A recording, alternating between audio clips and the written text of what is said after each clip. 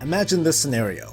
You're playing the World of Warcraft. You hop into a dungeon with some friends and blow through it quickly. At the end, you receive Valor points. In fact, you've now obtained 2,000 Valor this week, and you can't earn any more until next week. And it's not even the weekend yet. What's your next action? Now imagine this other scenario. You're playing the World of Warcraft. You hop into a dungeon with some friends and blow through it quickly. At the end, you receive Valor points. You can earn as much Valor as you like so long as you complete dungeons, and it turns out that you need to do 10 dungeons. Those 10 runs will get you enough currency to buy that item you need for tomorrow's raid. What's your next action? As players, we have certain kinds of behaviors depending on a few main factors, including who we are and what sorts of rules or conditions are set for us. The design of a game like WoW can take a goal or reward and offer different journeys to take us there. Fortunately, WoW has been around long enough that it's borrowed, evolved, and revolutionized gaming systems in the MMO genre, and we can look at how they've affected players. Hey, it's Soul, giving you the World of Warcraft. Today we're going to talk game design in WoW, specific to the mechanisms that cater to and challenge a player's self-control. As a longtime player, it's been really interesting seeing the different kinds of reward and progression paths WoW has offered over the years. The current system has a few key features that are very different from earlier systems when it comes to pacing and self-control. It's natural that one approach may please one player and offend another. I think it's important that when talking about this topic, we should acknowledge that there are in fact players that are more happy with how WoW operates now than before. And of course there are players that feel the opposite way. Who outnumbers who isn't important. What is that they both exist and have a voice. Before I actually start, here's the usual disclaimer.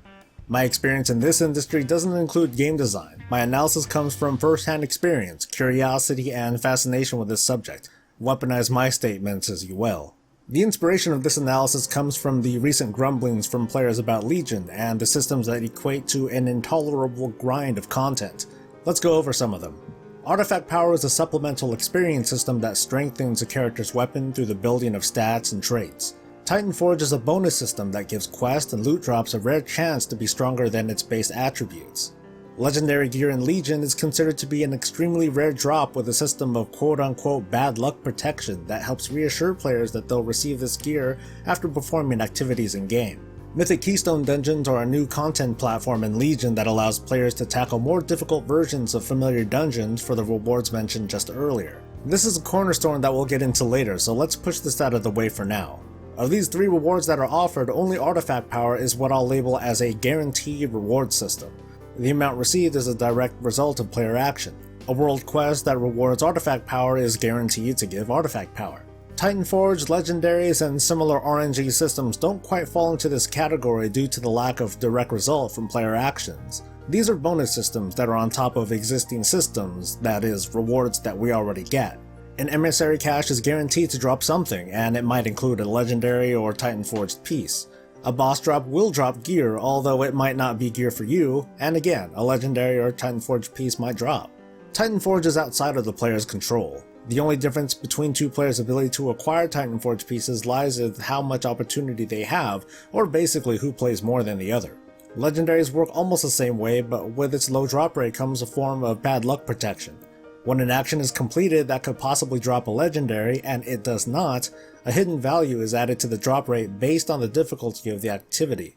Essentially, it's a way to speed up the drop rate of a legendary up to the point it is earned, and then the bad luck protection value drops back to 0. Again, the hidden value is based on the difficulty of the content performed, so in a way, players who complete the most difficult content in the shortest amount of time will theoretically obtain legendaries faster than others. Of course, these rare finds are still behind a system of luck, or RNG, that severely limits the player's control over their own destiny. Stories of legendary finds, some seemingly ridiculous, are peppered in chat rooms and forums, but it's these stories that have become the perception of what today's RNG is in WoW. WoW is more than the story of Azeroth, but the individual stories of each player. Of those, not all stories are told in these chat rooms and forums, but mostly the ones that trigger a response, or a flash of envy in this case. Does this influence perception? Or are some of these communities echo chambers of opinion that might be misunderstood as truth? Enough of that though, let's talk about grinding and game design. Grinding is a gaming term based on the adjective defined as the state of an action being oppressive, tedious, and seemingly without end. The use of the word is typically neutral or derogatory to describe the long slog of repetitive actions towards a goal or reward. Artifact Power is a recent and effective example. Calculating artifact power gains is pretty simple, requiring only a few variables to be filled in, and then for the player to execute on them. In fact, calculating the grind isn't necessary at all as long as the player knows that they'll be playing the game. Minimal play to max out their artifact weapon will take longer than 3 months, which is the rough average it takes for a more competitive player to reach that level. But it'll eventually occur, much like all characters will reach level 110 through normal play. But artifact power is different from previous currencies that related to player power. Currencies like Valor and Conquest points capped out for the week, even if that meant not being able to purchase gear until the following week. Artifact power can be obtained indefinitely, limited behind artifact knowledge. In a way, artifact knowledge prevents players from quickly reaching high levels on their weapon through grinding, but why was it designed this way? It would have been easy enough to alter artifact power requirements to where artifact knowledge isn't needed at all and is replaced with a weekly cap. Just my guess, but when designing this supplemental progression system, Blizzard posed the following question to themselves. What happened in the past when players kept on Valor, Conquest, or any other system that had a weekly limitation? Back then, many players just stopped doing the related activity, or they were locked out of it altogether. What this means is that for a single character, there's a visible, hard limit to what can be done in a given week before the growth of that character is 0 until the weekly reset. From there, players switch to an alt to repeat the process or consider themselves quote-unquote done for the week, to return to the game once they could earn points again. As a note, this still occurs with gear from raids and regular Mythic dungeons, which are on a weekly loot lockout as an example. A system like Valor is very predictable for both players and designers, more so than artifact power. A weekly Valor cap means the prices of Valor goods can be adjusted in such a way that the Valor system itself has a lifespan when assuming a player caps it each week. This ties almost directly to what the projected length of a raid tier is, based on the potential gear level of an average player who progresses primarily through Valor. Critics of grinding call this system in particular time gating, where no matter what a player does, Blizzard already set control of the pacing. Self-control isn't in question because Blizzard gave players the answer. The following argument is often stated. Blizzard uses time gates to give players the illusion of content and stay subscribed for a longer period of time. The foundation of this is based on the perception that subscriber numbers are important to Blizzard, at least important enough to put on display until recent years. In my opinion, it's one point to make, but alone, this is an incomplete argument. In the business of gaming, there's a measurement called daily active users, which means exactly what you think it does. When more players are actively playing the game each day, the higher this number gets and the more successful your game appears to be, at least on that certain day. This is one of many measurements of health that also include revenue, subscription count, and so on. We could have millions of subscribers, but if the daily active user number spikes on Tuesday's weekly reset and then falls to only a tenth of that by the weekend, that's a sign of high revenue but an inconsistent flow of content to players, and thus a poor foundation to maintain that revenue and a negative outlook on the game. It's still just one more indicator though. I'm mentioning this because in a WoW where there are daily and weekly caps, there's a limit to the usefulness of a single character, and not all players have many alts to call upon.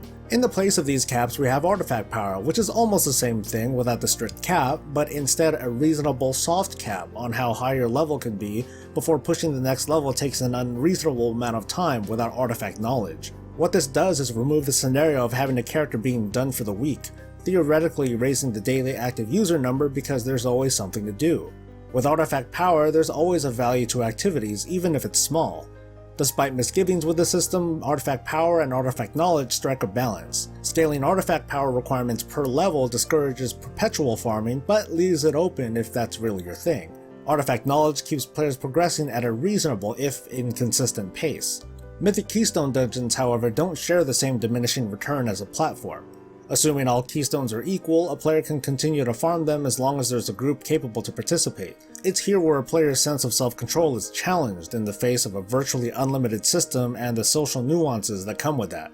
Self-control is defined as the ability to control one's self, in particular one's emotions and desires and the expression of them in one's behavior, especially in difficult situations. Players of WoW have different goals with opposing extremes, from sightseeing as a denizen of Azeroth to being one of the top players in the world.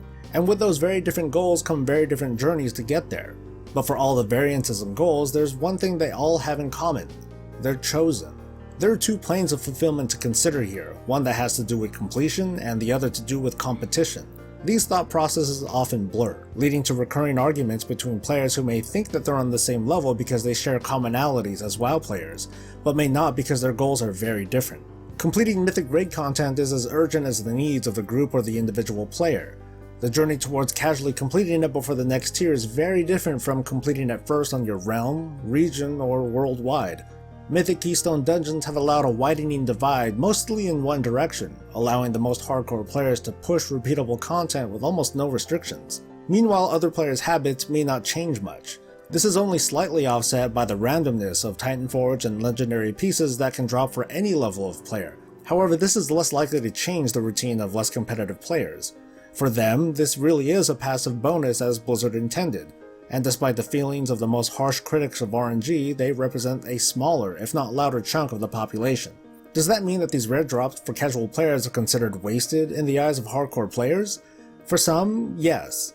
Others may be too busy farming Keystone dungeons to bother. Keystone dungeons are considered to be the most difficult but farmable content in Legion, which makes farming them the most efficient method of obtaining legendary pieces and, as a consequence, artifact power and Titanforged gear.